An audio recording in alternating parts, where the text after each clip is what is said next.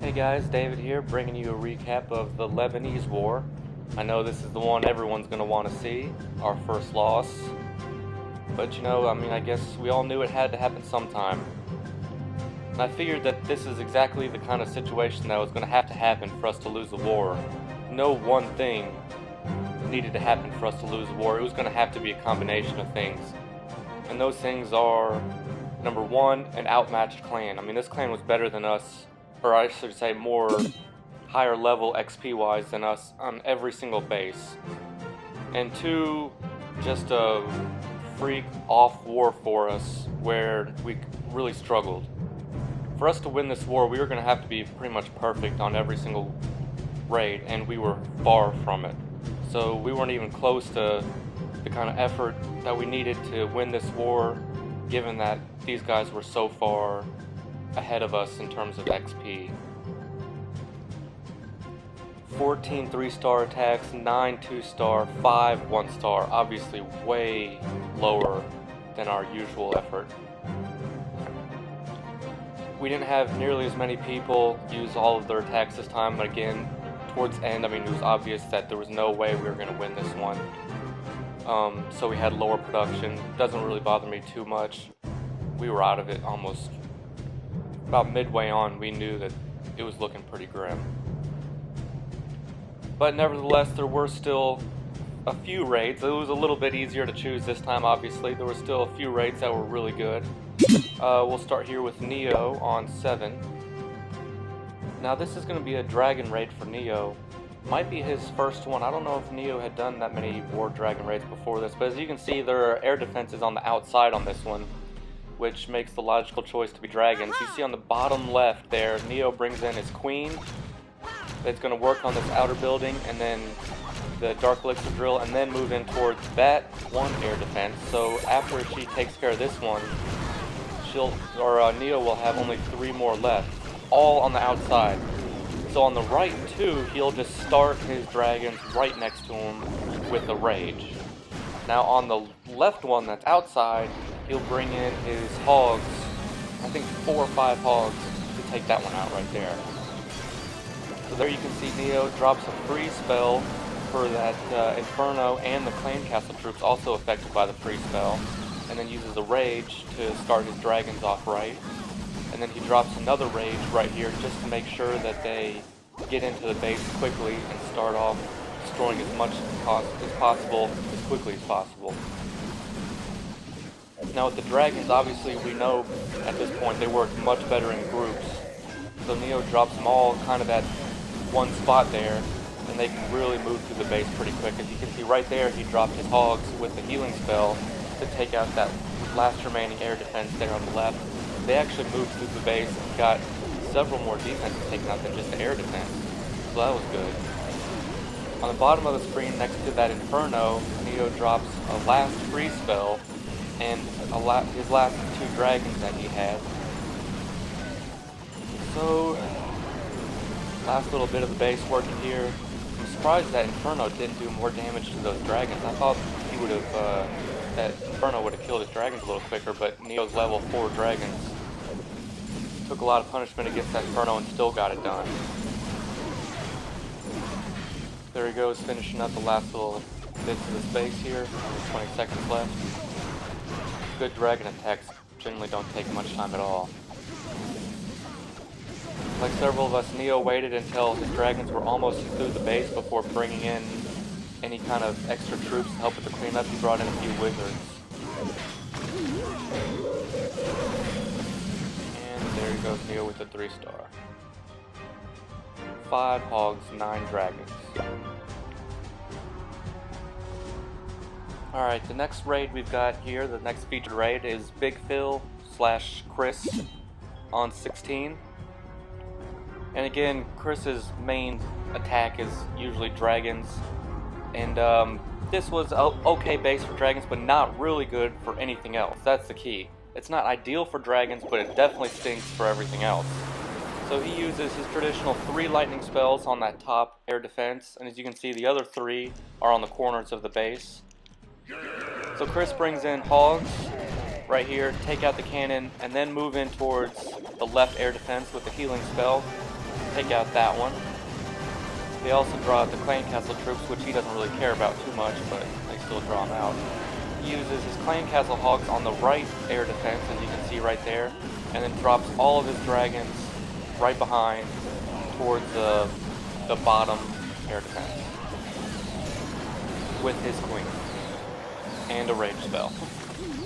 So this attack, obviously like all of Chris' attacks, was very intricate, well thought out, and very in-depth. Fingers moving all over the place here on this one. But obviously the plan worked.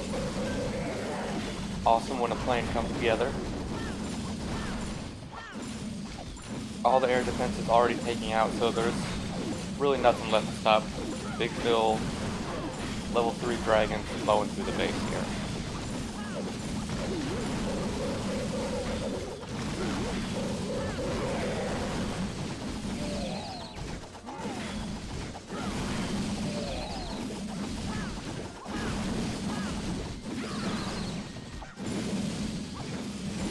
It's actually surprising how many dragons Chris still has left on this one. You'd think that some of the wizard towers, archer towers would take out some of them, but not really. To tell you the truth, besides the air defense, the biggest threat to dragons is the seeking air mines, those black air mines. So those are really important to put in a prime spot, a lot of times right next to the air defenses, because people will take out an air defense and then put in the dragons right next to the other one. So put those air mines right next to the air defenses, because that's where they'll put in the dragons. And air mines can take out a dragon almost in one shot. This will severely hurt it. A dragon will go into the red after getting hit by an air mine. So those are very powerful against the air mines. The other defenses, not really so much unless all grouped up on one dragon. Alright, and that's the combination of BigPhil and Chris getting a 3-star number 16. Alright, with the next recap video here, we've got Logan on 17. Alright, now I've always really liked Logan's hog attacks, and I think, somewhat selfishly, that the reason is because he uses the same exact strategy that I use.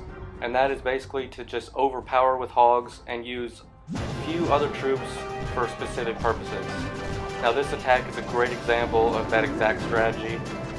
It starts off with, as you can see, he uses 2 giants to make sure all the clan castle troops get lured before they get killed. And as you can see, they're the 2 redcoat wizards that the Lebanese clan had in all their clan castles that gave us so much trouble. So he sees those 2 wizards are out, it means all the clan castle troops are out. He uses a limited number of archers and a few wizards to get rid of the clan castle troops. Now he actually can use less troop space by using wizards, even though they cost more troop space, because he can use just a few. If he groups up the archers, the clan castle archers, he can only use just a few wizards, and they will get the job done more than several archers will. Alright, as you can see on the right hand side here, he uses a few other wizards, and the king, now their purpose was to get rid of that bomb, mega bomb that he knew was going to be there, and that's where he wanted to put in his hogs. So he tested that spot, got rid of the mega bomb that he knew was going to be there, and then he put in all of his hogs at the one spot that he knew there were no mega bombs. And the rest of the strategy is to put healing spells in at the perfect time. So, same exact strategy I use, just overpower with hogs and just heal, heal, heal. And use just a few other troops for limited purposes, like get rid of mega bombs. You don't really need that many troops for like cleanup, because you're spending most of your troop space on hogs. They do really fast cleanup anyways. So we might as well just use more hogs and less archers and other troops you might otherwise use for cleanups. That's basically the same strategy I use and Logan's using as well. This is a great example of it. As you can see, he gets the job done really quick. Let's speed it up here. Now basically the main parts of this strategy are test the spot where you're going to put in all your hogs, because you're going to put them all in at basically the same spot. So it needs to be clear mega bombs, and then the main part of the strategy is to use healing spells at the perfect time. You need to heal them where they're going to be, not necessarily where they are now. Alright, there's Logan with the big 3-star. Alright, last but certainly not least, we've got Nobody on 28. Now again, this is another hog attack. And like all of Nobody's recent hog attacks since he's had hogs, he does a really good job with them, scoping out the base, getting rid of the mega bombs, as you can see right here on the right hand side. Boom, boom. He knew those were there from a previous replay, but still, he's got to get it done, so he puts a couple archers down with mega bombs, gets rid of those, draws out the clan castle troops right here. He sacrifices another giant just to make sure they're all out. Obviously, we had a lot of problems with that, so he just makes sure they're all out. It's always worth an extra troop just to make sure. Then he puts one archer on every single corner barrack, or every single corner builder hut, I should say, which is the right idea, but I think if he could do this again, he would have done it after the clan castle troops were destroyed, because, as you can see, the clan castle troops got distracted and started walking to the other builder hut, and he had to bring them back. But no matter, he got all the clan castle troops destroyed and the 4 corner builder huts destroyed. He puts in one hog right in front of all the rest of the group just to make sure there's no mega bombs, and then his whole hog group. So kind of like Logan's attack, the most important thing then will be putting the healing spells in the right spot. Now wherever you put your hogs in, you can kind of trace the path from the closest defense to the next closest defense to the next closest defense, and put your healing spells not where the hogs are now, but where they're going to be for the most time. So like here, Nobody puts his healing spells in places where the healing spells, or I should say where the hogs will be in the healing spell for the most time.